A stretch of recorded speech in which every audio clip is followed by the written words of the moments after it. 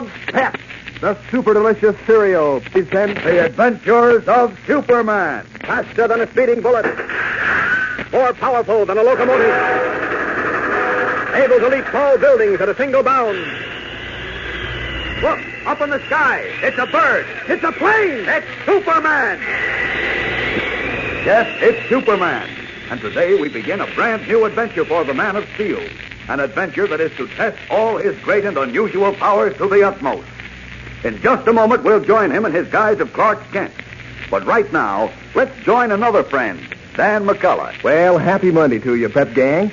Remember last week I told you to be sure to listen in today for big, exciting news about a new Kellogg's Pep offer. Well, hold on to your chairs because here it is. The big offer I was speaking of is a real sundial wristwatch. Yes, sir. It's an actual sundial you can wear on your wrist to tell time by the sun no matter where you are, and in a minute I'm going to tell you how you can get it. You know, gang, for hundreds of years, before clocks were even invented, people used sundials to keep track of time. Even Christopher Columbus used a sundial to tell the time of day on his way to discover America. Now, Kellogg's Pep is offering you a new modern sundial wristwatch. This real aluminum instrument is about as big around as the usual wristwatch with a strap to keep it flat on your wrist. Now, when you're ready to use it, you merely lift the shadow hand or pointer and aim it due north. The sun's rays will make the shadow of the pointer fall on the dial, showing the hour of the day. Think of it. You can wear this sundial wristwatch on hikes, on a boat, or right in the city. Now, here's how you get one. You just ask Mom to get a good supply of Kellogg's Pep, that super delicious whole wheat flake cereal. Then tear off 2 box tops marked top and send them along with 10 cents in cash and your name and address printed clearly on a piece of paper to Superman, Box 157, Battle Creek, Michigan. Now, I'll repeat that for you. Send 2 box tops marked top from packages of super delicious Kellogg's Pep along with 10 cents in cash and your name and address clearly printed to Superman, Box 157, Battle Creek, Michigan. Do it today, gang, and your real sundial wristwatch will be rushed to you. And now, The Adventures of Superman. A strange and dramatic scene is taking place in the private office of Editor Perry White at the Daily Planet. Clark Kent, his face ashen gray and his hands clutching the arms of his chair, is staring at the late afternoon edition of the paper on White's desk. The editor, alarmed, has risen and is about to go to Kent's assistance when the door opens and Lois Lane enters. Clark, I wanted to ask you if you'd...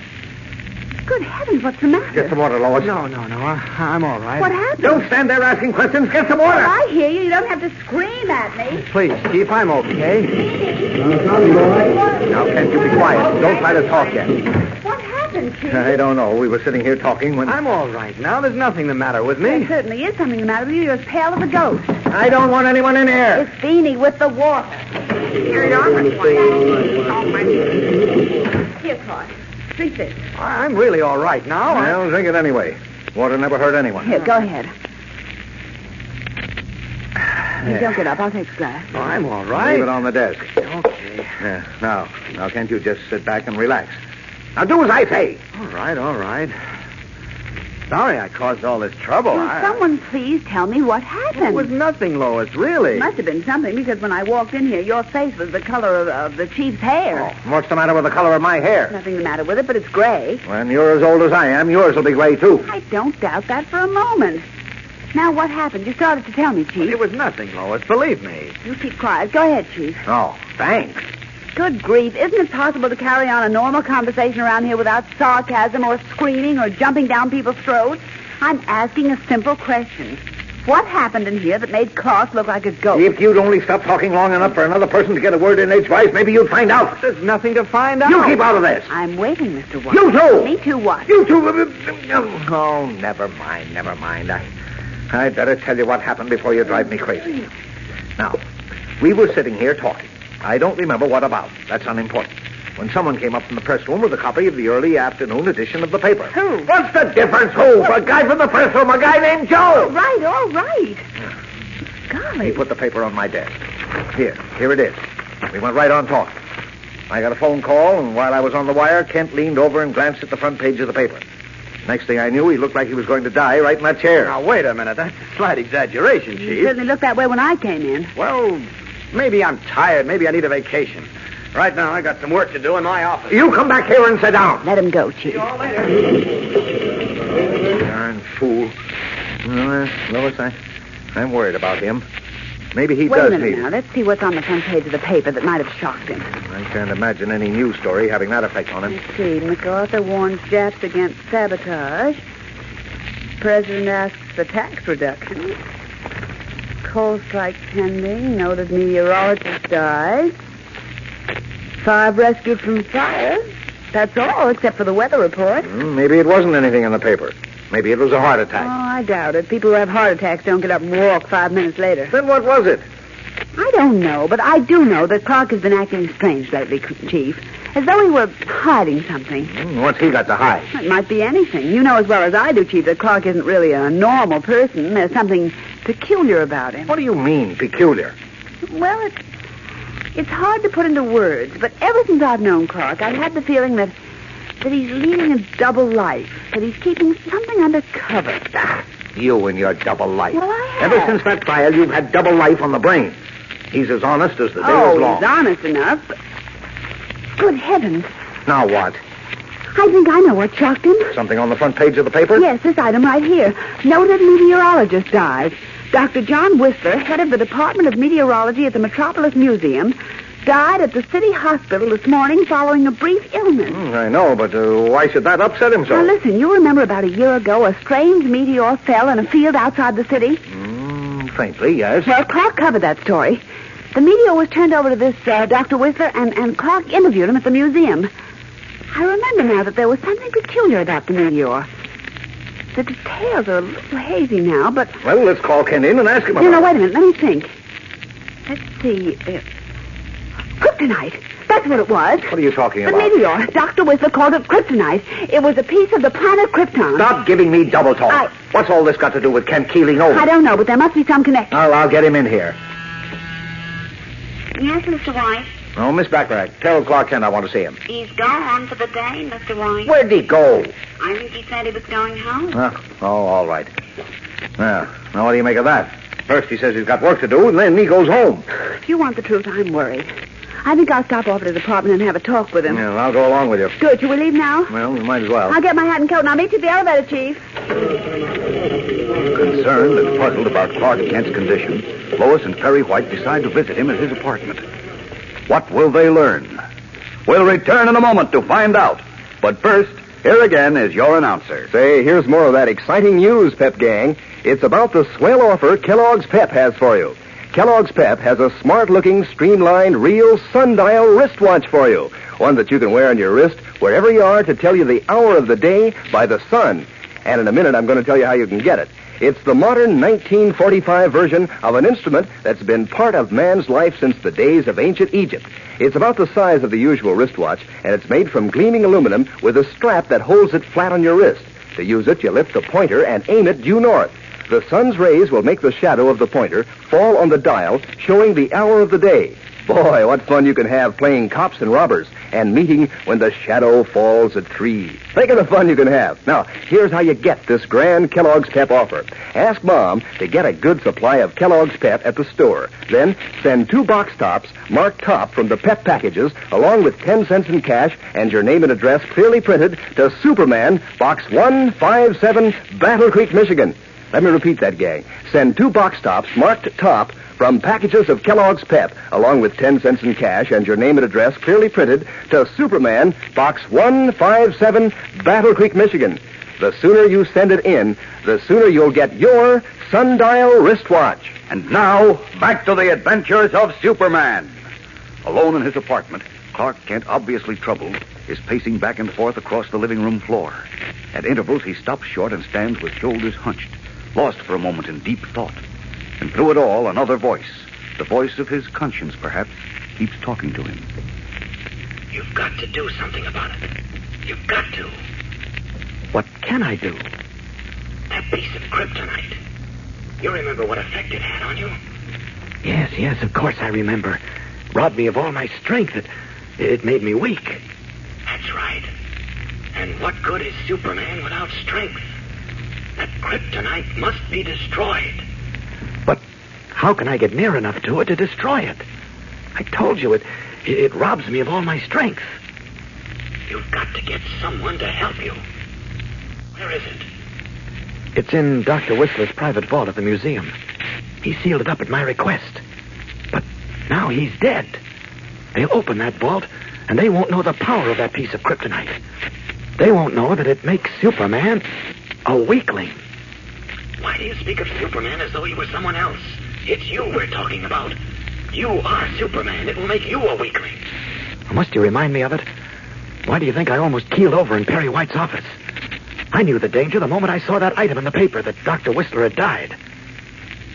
Maybe they won't open the vault. Has that ever occurred to you? Yes, but it's not likely.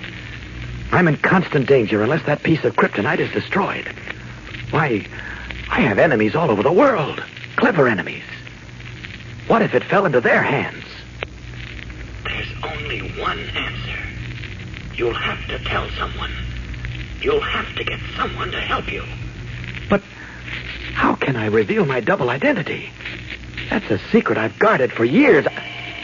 What's that? Someone's at the door. Good Lord.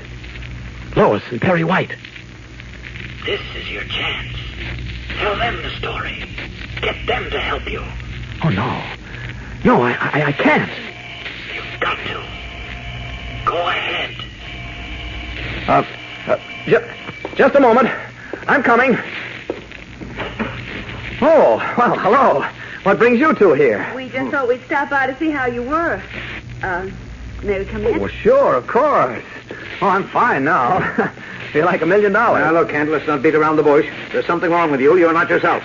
Well, what do you mean, Chief? Lois has the idea you're hiding something. Hiding something? Clark, do you know anything about a piece of kryptonite? What? Hey, Kent, what's the matter?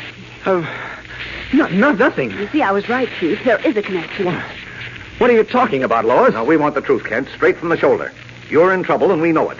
We're ready to help you if you'll tell us what's wrong. But, Chief, believe me, Clark, be sensible.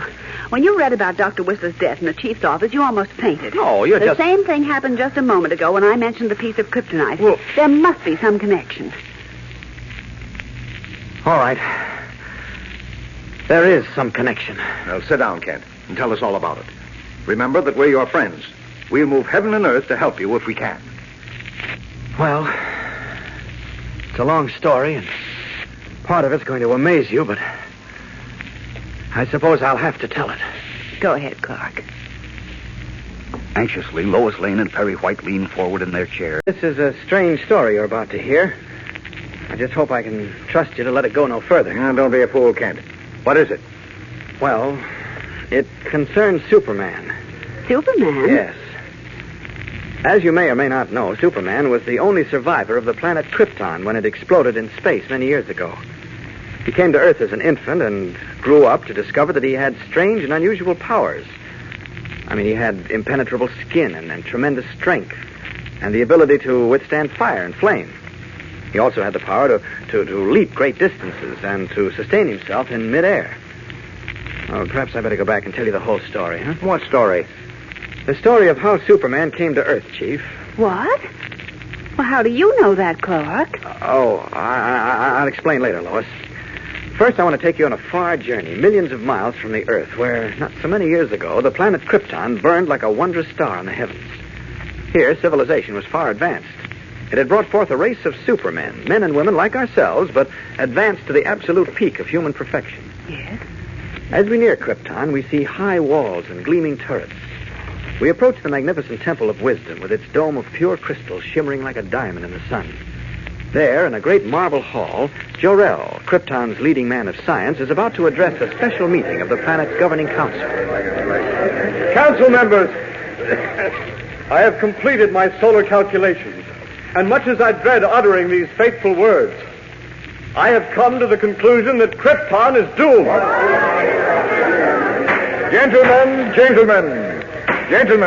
hear him out. Let me try and explain, gentlemen. The sun is gradually drawing Krypton closer to it. Within a month, possibly only a week, the gravitational pull will be so tremendous that Krypton will not be able to weather the strain. And then our planet will explode like a giant bubble, destroying every living thing on it. Gentlemen, assuming for the moment, Jor-El, that what you say is true, how are we to avoid this catastrophe facing us?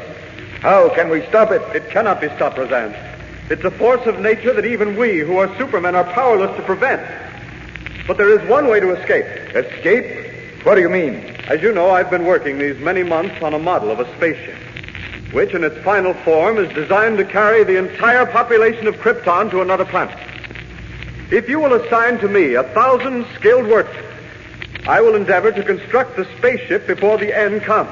It is all well and good, Jor-El, to speak of spaceships, but where would we go? To the planet Earth. My studies tell me this planet has an atmosphere almost identical with our own. Jor-El, you've been working too hard. You need a rest. Believe me, we have the utmost respect for your knowledge and integrity, but this is too much. Planets as large as Krypton do not explode. Wait, do you hear that, gentlemen? I hear only a distant thunder. It is not thunder, Roseanne. That's an internal eruption gas exploding in giant pockets. You're listening to the forewarning of doom. Quakes like that are sounding the death knell of Krypton. It will happen, gentlemen, and happen soon. And when the last great eruption comes... When it comes, Jor-El, we will all be ready for it. If Krypton is to perish, we will perish with it.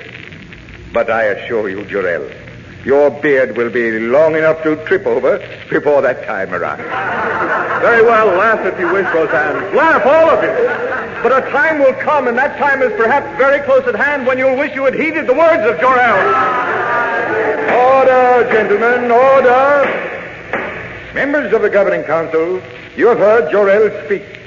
Is it your wish that we devote time and energy to build a spaceship in order, as Jor-El suggests, the entire population of Krypton be transported to the planet known as the Earth?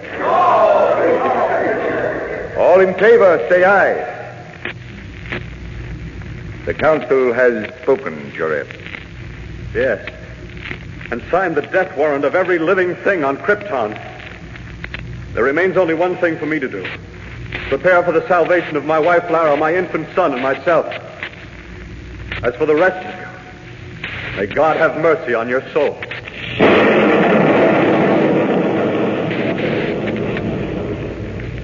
With the mocking laughter of the council members ringing in his ears, Jor-El hurried to the terrace of his hilltop home and feverishly set to work on the steel model of his spaceship. Time was short, as he alone knew. A matter of days, possibly only hours. Driving home the last rivet, he stepped back to examine the bullet-shaped spaceship, only to discover his young wife standing behind him. Oh, Lara, I didn't hear you come out. You were too intent on your work. What did the council say, Jor-El? They laughed at me, Lara. Mocked me for a fool. Even Roseanne? Oh, he above all. But no matter. The model is finished now, and tomorrow at dawn I'll send it on its way, watching its flight through the high-powered telescope on the observatory roof. And once I have proven to myself that it works, I will begin building a spaceship large enough to carry all three of us to the planet Earth. Jor-El, I feel faint. It seems to have grown oppressively hot. Is that because we're being drawn closer to the sun? Yes, there's a strange glow in the western sky. I don't like it. Where is Kellogg? Asleep. I had quite a time with him. He's restless all day.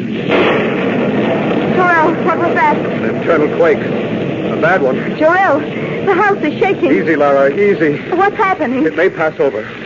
You'd better go in. No, my place is with you. Jor-El, look. The sky, it's darkening. Lara, this is the end. Krypton is breaking apart. Jor-El! Jor-El! We'll return in a moment to find out what happened on the planet Krypton. But first, here again is your announcer. Well, here I am back again, Pep Gang, to tell you all about the wonderful offer Kellogg's Pep has for you, in case you missed this big news before. Yes, sirree, gang, Kellogg's Pep has really outdone itself this time. It's offering you the smartest-looking all-aluminum sundial wristwatch you ever saw, with a real strap. Now, wherever you are in the sun, this terrific time teller will give you the hour of the day. In a minute, I'm going to tell you how you can get this one, but let me tell you all about it first. This sundial wristwatch lies flat on your wrist until you're ready to use it. Then, you just lift the shadow hand or pointer and aim it due north. And presto, you have the time of day just by seeing where the pointer's shadow falls on the dial. Why, could anything be easier? And this handsome sundial wristwatch is about the size of the usual wristwatch. You know, Pep Gang, there's quite a history to sundials in years gone by. That's why it'll be such a thrill to actually own one of these new streamlined sundial wristwatches yourself. You can have grand fun with it, with a gang playing all sorts of detective games or out on scout patrol. Now, here's how you get one. Just send 2 box tops marked top from 2 packages of that super delicious whole wheat flake cereal, Kellogg's Pep, along with 10 cents in cash and your name and address, clearly printed to Superman, Box 157, Battle Creek, Michigan. I'll repeat that. Send 2 box tops marked top from packages of Kellogg's Pep, along with 10 cents in cash, and your name and address clearly printed to Superman, Box 157, Battle Creek, Michigan. Be the first around your part of town to own this real sundial wristwatch. And now, back to the adventures of Superman. In his guise of Clark Kent, Superman is telling Lois Lane and Perry White of the last minutes on the doomed planet Krypton. How his father, Jor-El, had just completed an experimental model of a spaceship when a strange blood-red glow appeared in the sky, and a series of thunderous crashes and deep rumbles, increasing in intensity, shook the ground under the feet of Jor-El and Lara, his young wife. Lara, this is the end. Krypton is breaking apart. What can we do, Jor-El? Oh, nothing. I was a fool for waiting this long. Oh, it wasn't your fault, Jor-El. The council... Oh, I should have built a spaceship months ago. Now we have only a model. Oh, but wait. It can carry one of us to safety. You, Lara. No. No, if only one of us can be saved, it should be our son. You wait here, I'll get him. Lara! No, perhaps she's right. It should be the boy. Oh, now, if I can only get this atomic generator working, build up enough pressure, I hope there's time. There. Jor-El. Yes? Here he is. Still fast asleep. Here, I'll open the door. Now put him inside. Gently. Jor-El, are you sure? Hurry, Lara. He's in, Jor-El. Here, good. Now stand back, Lara. Pressure's building up. How long will it take? Oh, I don't know. Look, the Temple of Wisdom's on fire. All the towers are crumbling. Here, come close to me, Lara. The end is not far off. The mountains are breaking up. Jor-El, the pressure. What's happening? It's building up slowly. Perhaps you're too late if it doesn't happen soon.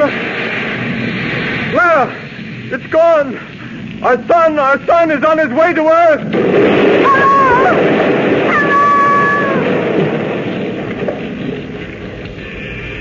Screaming through space, the tiny steel rocket headed toward Earth, leaving the glowing fragments of the exploding planet Krypton behind it. Good heavens, Clark. Go on, Kent.